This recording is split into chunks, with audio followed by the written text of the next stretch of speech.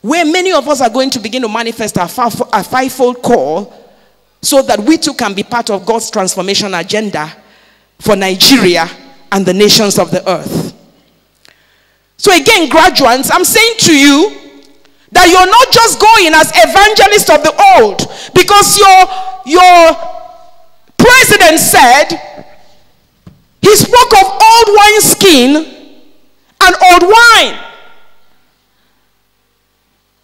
But I want to caution you that old wine and old wineskin is good for you to remember, because as one of our grandfathers of faith used to say, Peter Wagner, that old wine and old wineskin were once new wine.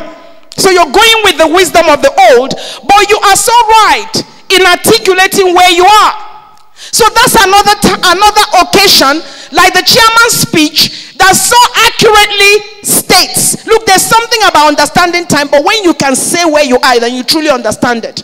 Now, these people are stating exactly where they are, exactly where this ministry is. He said that they are representative of the new wineskin of the Bible Institute, and obviously, the Spirit of God can now pour in new wine, so they can go forth as reformers, which is what Africa needs. And I said, our struggle, the church in our land, is bridging the gap between information and application.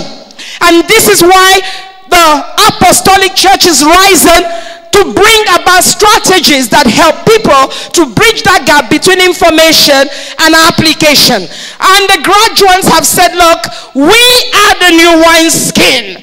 We are ready as a Bible Institute. University of Jos is coming into collaboration with the Institute. What else do you need? We are raising funds to get ready to enter into this new identity that God is giving us. Apostles, so often people speak things that they're not even preparing for. They talk about times that they do not even understand. But I want to stand on the platform of what is happening here to decree it all over Nigeria, that this prototype becomes a model that goes all over our nation, that when opportunity comes, that preparation collides with opportunity, and we can have reality. Kalamose, we can have reality. So again, talking about fulfillment, I said to us that in every generation God has remnants. He has a remnant ministry, a remnant man, a remnant people that he has prepared. Like in the days of Noah. I'm not here to speak of this Hebraic year, but one of the understandings of this year also comes from the story of Noah. The sign of Noah. The obedience to instruction. Because everything God does begins with instruction. And Solomon the wise says in Proverbs 4:13, he says, take firm hold of instruction. He said, do not let her go, for she is your life. It is not by accident that you are graduating in a time like this. This is a time where our nation, Nigeria, the nations of the earth, need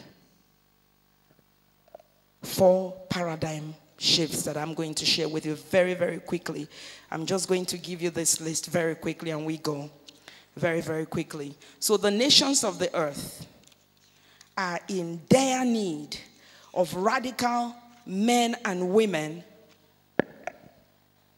produced out of apostolic houses that God can trust with the future. So they are custodians of the future. And the future is always in our now. Your future is always in your now. It's about decisions.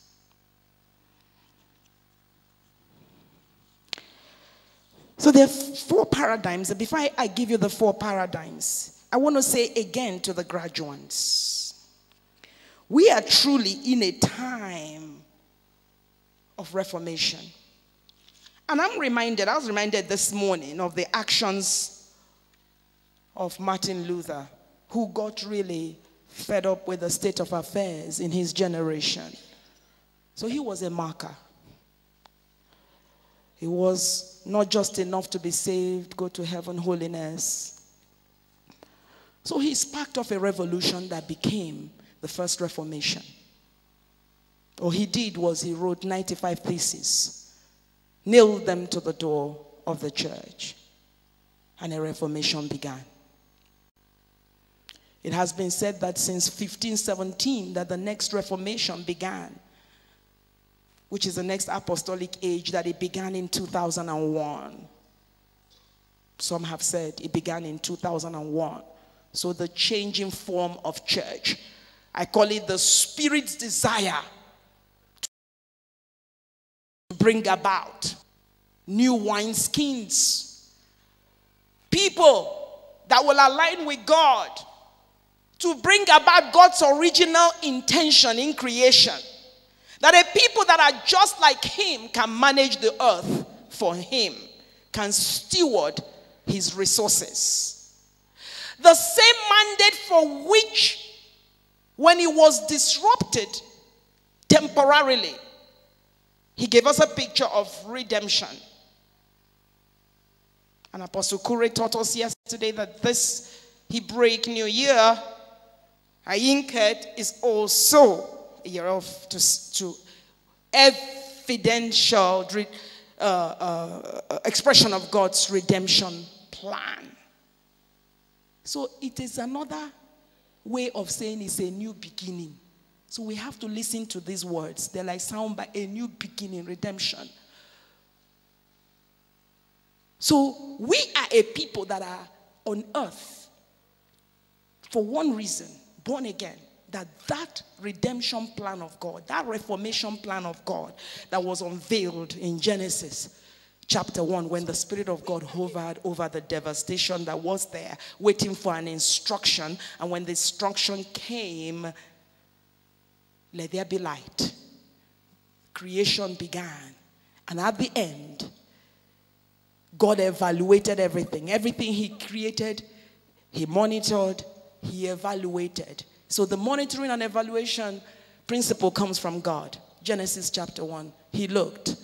And at the end, when he fully evaluated everything he created, then he rested.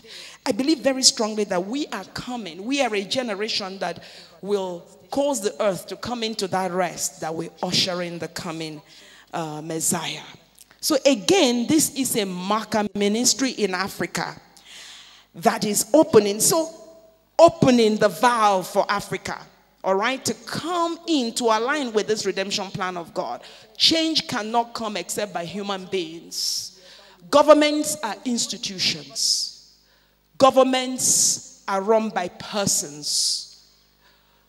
Governments are not persons. The government of God resting upon the shoulder of you and I, children of God, make us a people that carry heaven's possibilities into these earthly governments, becoming the leaven that makes it possible for our governments to begin to operate exactly the structure and system of heaven. So thy kingdom come, O God, thy will be done on earth as it is in heaven. So a young man like you guys, Martin Luther, stuck his complaints, stuck his letter, his worldview, what he felt should be happening on the door of a church. Today, you and I are to knock, take our complaints, what we think is wrong, and paste at the door of heaven in our words that we're speaking to God, and heaven opens.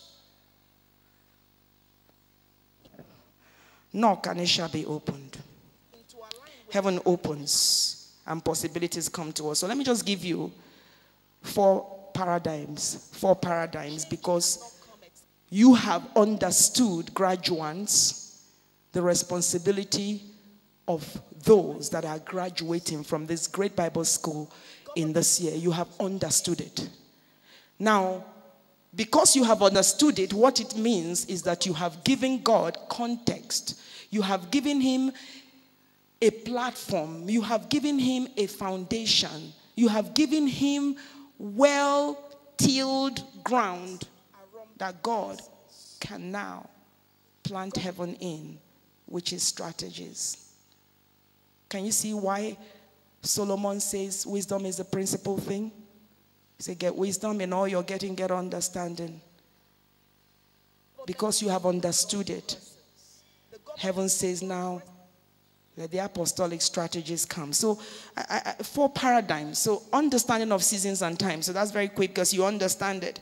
You understand seasons and times. And even if you don't, the speech of the chairman, the teachings of the yesterday, all that has happened today make you understand that the earth, even what's happening, the earth is groaning for people like yourself, for manifestations of the sons of God, for those who will be led by the Spirit of God. And the vision Pioneer has said to us, this Bible school will not be a school of the letter, because the letter kills. It will not also be a school of the Spirit only, because we don't want you giddy. We want you practical, because you are in a practical world. You are not of this world, but you live in this world. And it is in this world that you are to bring change. So the Vision Pioneer says, and you must be a people that are listening all the time, because we are in a tipping point of the 3rd apostolic age. It's a kingdom age, and it's a time for the intelligent church. It's a time for the intelligent church. Our mind is going to be very important. The Lord said to me something very, very crazy. He said the next income line is not going to be your oil and gas and all these different things. We thank God for them. He said it's going to be your mind. He said, I'm raising thoughtpreneurs. You have entrepreneurs, thoughtpreneurs, people whose sound mind will make them money. Isn't it awesome? You don't have to go to anybody's office. You don't have to suck up to anybody to be able to get a contract. They need your mind, like Joseph, like Daniel. They need your mind. They need the wisdom of God through you. And like Daniel, wisdom of mind that does not end with one regime. Marika, I have obligations. There's an obligation on you to honor those who train you. Seasons and times. Second paradigm you're going to need to understand. You already have said it. The name that you bear. Change of name. And I give you a very quick analogy from the birth of John the Baptist. Elizabeth was barren, but it was the wisdom of God. You know the story of his dad. You know the story of how the Lord fell on him as he's falling upon us now. That's what it means to be a Makkah people. The Lord fell on Zachariah in a time that there had to be change. The Lord has fallen on you and I. Well, it's fallen on me to be here because it's a time, you know, that I must get another shade of cover from my own heritage to be able to go out into the world. No matter how international you are, God planted you in a land, planted you amongst a people, gave you an identity, gave you a name. So we have to understand these things. And we begin to think this way when we think Hebraically, when we think assignment, when we think purpose, when we think stewardship. Hallelujah. So we are talking about change of name. So Elizabeth, you know, God knew that if Zachariah could speak, he would name John the Baptist Zachariah, because that was the custom of the people. So John the Baptist was struck dumb. And at the time of the naming of the next move, John could not speak. Zachariah could not speak, because God already gave a name to this move.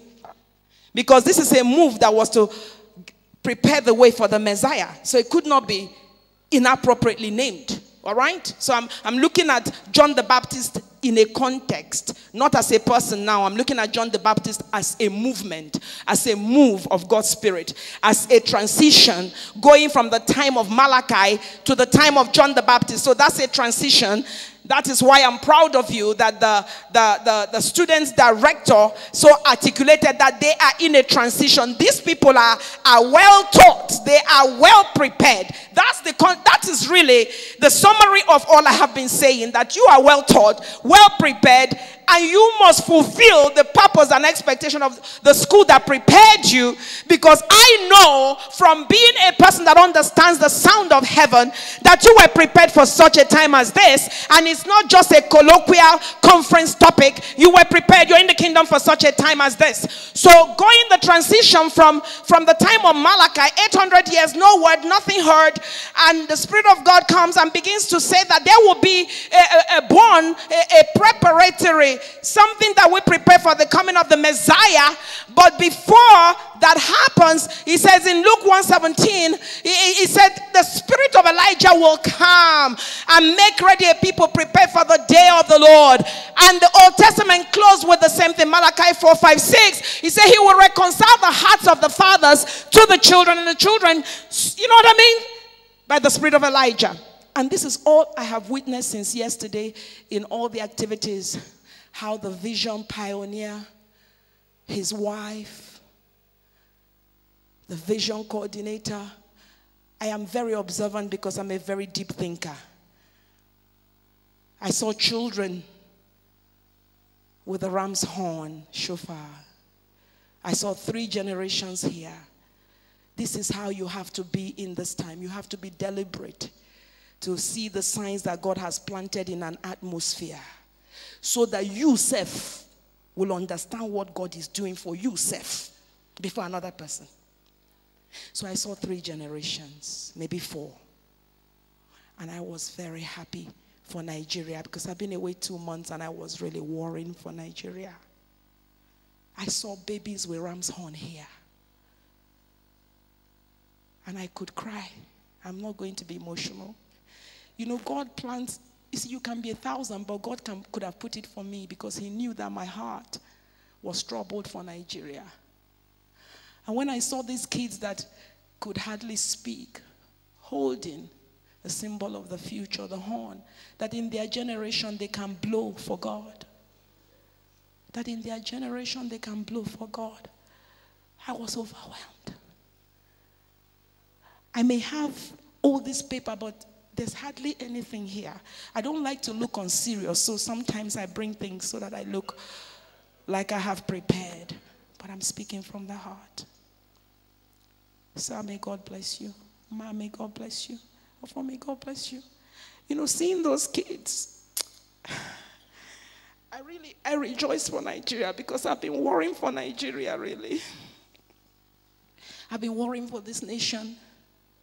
I told God, I don't want to know. I've never met a people like this in my life.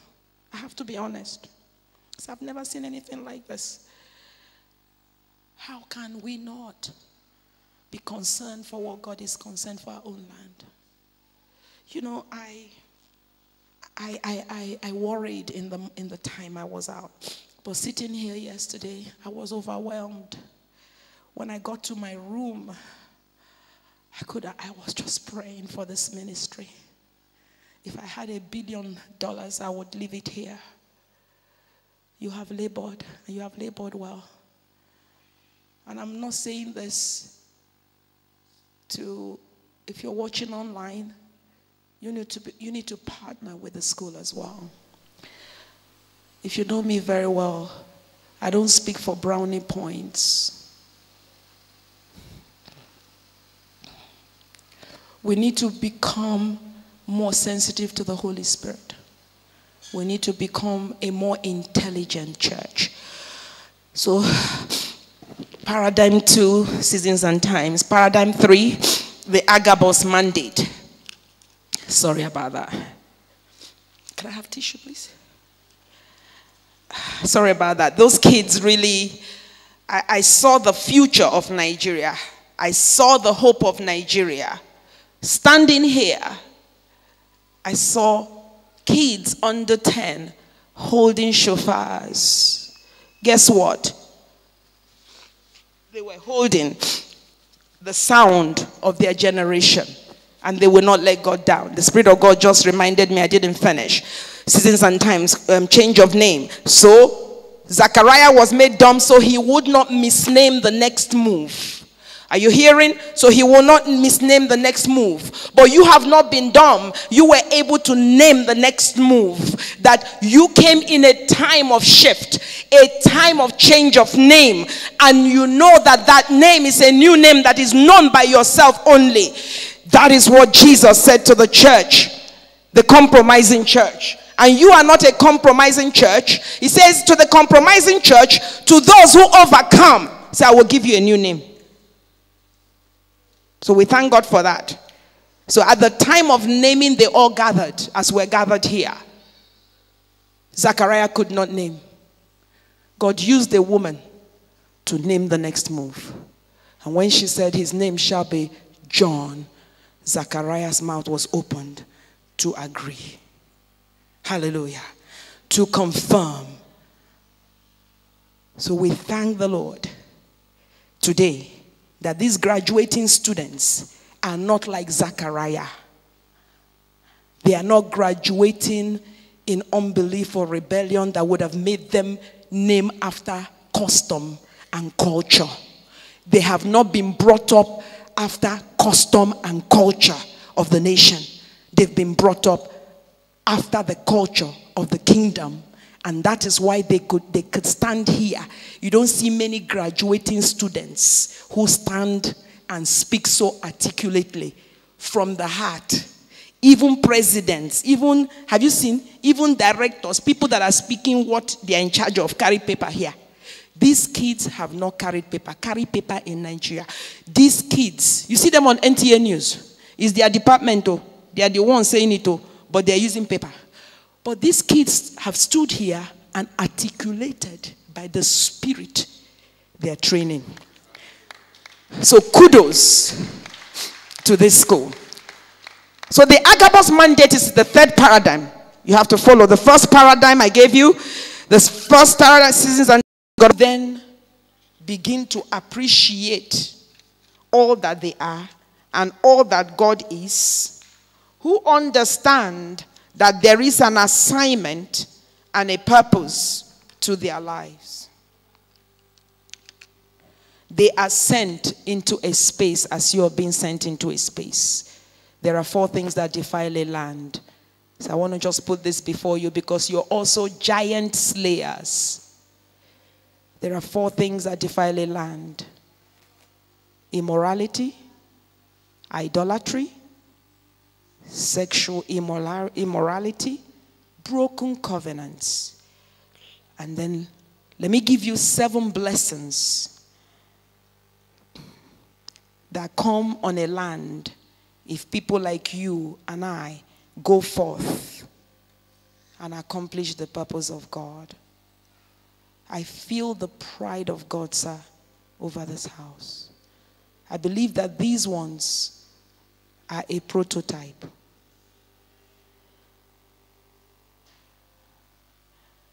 I believe that there is a blueprint that is coming down today by which, you know, when the Bible says the knowledge of the glory of God will cover the earth as the waters cover the seas, Habakkuk 2:14. So I believe that those that are connected to you, your children, those that are in alignment, that there is a blueprint that is coming, a strategy by which they will stand. The knowledge of the glory of God that has been imparted to them will cover the earth. This is what God does when he brands a ministry. Branding was always God's idea. There is a new level of branding that is coming, that when they speak wherever, people will say, oh, are you from Throne Room? I grew up in the Western world, that there are many streams, prophetic streams. They all have language. They have their language. They have their culture. They have their way of doing things, which makes them people that God can use to make the knowledge of his glory known all over the earth. 7 blessings that can come upon Nigeria because you understand that there are 4 things that defile Nigeria, and you're now ready to go and be used as reformers. And they're all from Leviticus 26 from verses 4 to 10. So I will run through it and close. I've taken up time. And I hope that I have pleased the Father, and I have also pleased those that invited me. Number one, ecological health. Do we have ecological problem? Erosion, all these different things? When we do what we ought to do as Christians, Nigeria will experience ecological health. That's from verse 4. Economic health. Do we need it? When we fulfill our purpose as reformers, transformation agents, people in whose generation are the remnants that God is looking for. People who understand that it's their time and their season, as we have been told, to be part of the tipping point into the third apostolic reformation. Economic health. Number 3, innovation and creativity. So a land that is healed produces innovation and creativity. Everybody understanding, bringing the distinction of God in their own expression. Honor and growth comes to that land. Number 4. Number 5, civil security.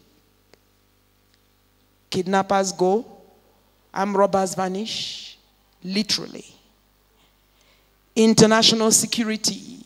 Our borders are no longer porous. We can clearly say who is Boko Haram, who is not, because our borders are secure. Finally, personal security. We don't have to barricade our houses with iron rods. These are the possibilities. This is the future that can be in our now, if every one of us takes up our responsibility to become reformers wherever God has placed us. Again, I want to thank the Vision Pioneer. His wonderful wife they have been wonderful to me. When God was sending me to Nigeria, like I said, he gave me 2 instructions. He told me to align with this ministry. 10 years ago, my friend Catherine Brown and I came to Apostle Kure in Jos. He welcomed us. He spoke into our lives. In that meeting, the Lord told me to tell Apostle he was giving him assignment to go to America and to tell them that Obama will be the next president and that they will be very upset. God used our apostle to speak of the future of America. I said when I was coming to, God told me that one of the strongholds in our land is familiarity. What we become too familiar with, we become casual with. Then it doesn't so much work for us. We get used to hearing prophecy and we think it's just another one. And we don't transition to become people who understand literally that whenever you see apostle, maybe his wife, maybe apostle of a get up, space has been created in heaven. Heaven literally comes and there's a gap. If they don't get up to speak into that gap, we've missed it. Such is the work of this great man. Unless the Lord opens the eyes of your spirit, this is not church as we know it. This is a great sending house. May the Lord thrust you out like his javelin stick, as I believe that I will be thrust out from here. I am so grateful. Yesterday, I was telling the people that came with me, Pastor John and Queen, what happened to my knees as Apostle was praying. I never seen anything like it. The last time that happened to me was in Benny Hinn conference in 1992. My knees, for which my husband nearly didn't let me come, it was like somebody just put hands in there, removed the kneecap, put it back. There was just so much going on. I was saying, God, is this happening? Is this happening? And when we left this place, I was climbing those stairs. And they were like, I said, I received a healing. I want to thank all of you for listening, showing me my brother.